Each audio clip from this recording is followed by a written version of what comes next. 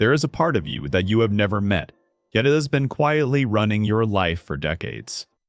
It chooses your friends, it picks your fights, it decides what you fear before your mind even catches up. The Jungians call this hidden self the shadow, but that word does not capture what is really happening. What is really happening is simpler and stranger. You have been hiding from yourself. Not hiding from the world. Hiding from the one person who never gets to leave the room. You. Most adults walk their life wearing a version of themselves they built around age 7, a version designed to be approved. That version learned what was acceptable to feel, what was acceptable to want, what was acceptable to say out loud. Everything else got pushed underground, not destroyed, just hidden, waiting for you to come back. The problem is nobody told you this hidden self existed, so you assumed the approved version was you. You spent 30 or 40 years protecting a self that was never the whole story, and it has cost you. It has cost you relationships where you stayed quiet, careers where you played safe, nights where you wondered why you felt empty. The emptiness is not a malfunction. The emptiness is a message. Something inside you is waiting to be acknowledged. Carl Jung spent his life mapping this hidden territory. He noticed his patients did not actually want symptom relief. They wanted to meet themselves, the whole self, the one they had been performing around for years. Jung called this work individuation, the slow process of becoming who you actually are, not who you were trained to be. And he warned that most people never begin it. They die as the approved version, never having met the original. The hidden self is not evil. That is the misunderstanding most people carry. It is not your dark side waiting to ruin you. It is the part of you that was too much. Too loud, too needy, too angry, too ambitious, too soft, too strange. Whatever your family could not handle, you hid. Whatever your culture rejected, you buried. Whatever felt unsafe to show, you silenced. And here's the painful truth. Most of what you hid was not a flaw. It was a feature. Picture a child who is told she is too sensitive. She learns to mute her sensitivity to survive. 30 years later, she cannot feel her own emotions. She cannot create art. She cannot fall in love properly. The thing she hid was the thing that made her her, and she's been searching for it in other people ever since. This is the pattern Jung kept seeing. People searching outside themselves for the parts they exiled inside themselves. Now stay with me here, because the next part will explain something about your life you have never been able to name. The parts of yourself you hide do not disappear. They simply find other ways to appear.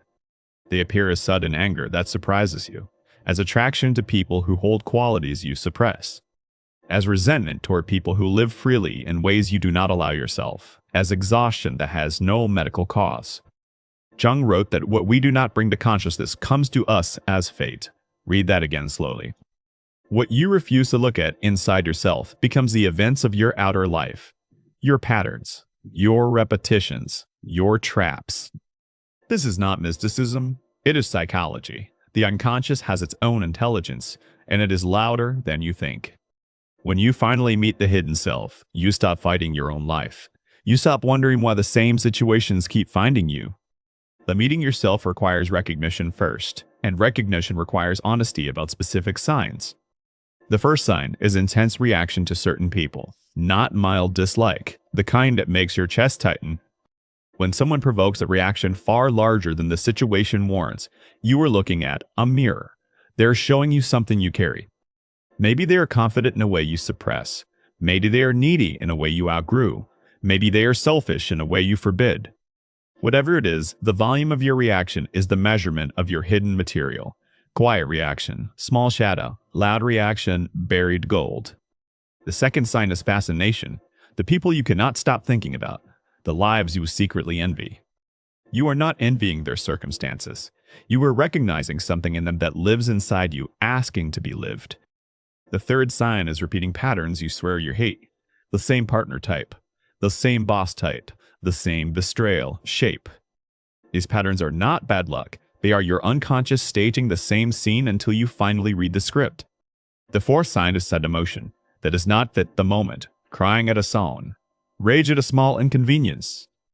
These are not random. These are pressure releases from parts of you that have been holding still for years. The fifth sign is the life you have never let yourself imagine. The version of you that you dismissed as unrealistic. That dismissal was not wisdom. That was the hidden self being silenced by the approved self. Again, here's what most teachers get wrong about this work. They tell you to fight the shadow, to overcome it, to master it. That is the worst possible approach. Fighting the hidden self only drives it deeper. It already learned to hide once. The work is the opposite. The work is to turn toward what you have refused, with curiosity, with patience, without horror. You've used a method with this patience that you can use tonight. It takes only 15 minutes and one piece of paper. Sit somewhere quiet. Write down 3 people who triggered you in the past week. Beside each name, write the one quality that bothered you most. Then sit with the list. Do not judge it. Do not justify yourself. Just look. Ask one question. Where does this quality live in me? Where have I hidden it? Where have I refused it? The first answers will be defensive. That is fine. Keep asking. The deeper answer is always under the defensive one. You are not looking to confirm you have flaws. You are looking to recover pieces of yourself that were sent into hiding. When you find one, do not try to fix it. Try to welcome it. Speak to it the way you would speak to a returning child. This is where the integration begins, not through battle, through recognition. Through the simple sentence, you belong to me too. Something shifts when you do this consistently. The triggers soften, the repetitions stop repeating, the exhaustion lifts. You begin to feel something most adults have not felt since childhood, the sensation of being whole inside your own skin. This is what Jung meant by becoming yourself. Not adding more to who you are, subtracting the hiding. The hidden self does not need to be invented. It needs to be invited. It has been waiting at the door for years. Comment below with one quality you have hidden in yourself, one trait you buried to be acceptable. Naming it begins to free it. Or simply type one word, returning. That word means you are ready to meet what you have been avoiding. Now back to the work, because there is one more thing Jung discovered that almost nobody talks about. The hidden self does not only contain what you ejected, it also contains what you never allowed yourself to claim. Talents you dismissed, desires you minimized, visions you called unrealistic, forms of love you thought you did not deserve. This is the part Jung called the gold in the shadow, the treasure you buried because it felt too dangerous to want. Maybe you buried your creative voice because nobody clapped. Maybe you buried your leadership because it was called arrogance. Maybe you buried your tenderness because tenderness was punished. Maybe you buried your hunger because hunger looked greedy. Every one of these burials feels protective at the time. None of them are. Each one removes a piece of you from your life. By the time most people reach midlife, they are running on 20% of who they actually are, and they wonder why nothing feels alive. The good news is the buried self does not decay. It waits, patiently, indefinitely, ready to come back when you stop refusing it. Meeting the hidden self is not a single conversation.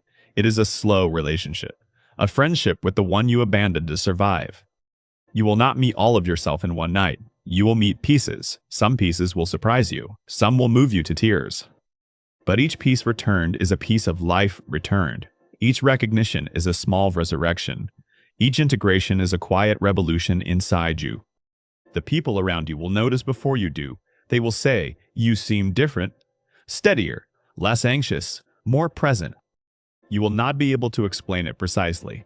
You will simply know that you stopped fighting an invisible war inside your own chest. That war was the cost of hiding, and the peace is the reward of meeting. So tonight, when the house is quiet, do not scroll, do not numb, do not perform for anyone who is not in the room. Sit with yourself, just yourself, the whole self, the approved one and the hidden one, both belong to you. Ask one question and listen for the answer. What part of me have I been pretending not to know about? Write whatever comes. Do that for 7 nights. By the 7th night, you will have met someone you have spent your life avoiding. You.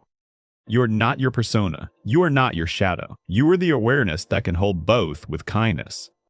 That awareness is your true self, and it has been waiting patiently for you to come home. Becoming yourself was never about building something new. It was about meeting what was always there. The work begins tonight with one honest sentence, written by you for you, about you. If this spoke to something inside you, subscribe to the Archetype code and stay with this work. We are decoding the psyche one hidden part at a time. What you resist persists. What you face transforms. What you integrate becomes power. This is the Jungian way.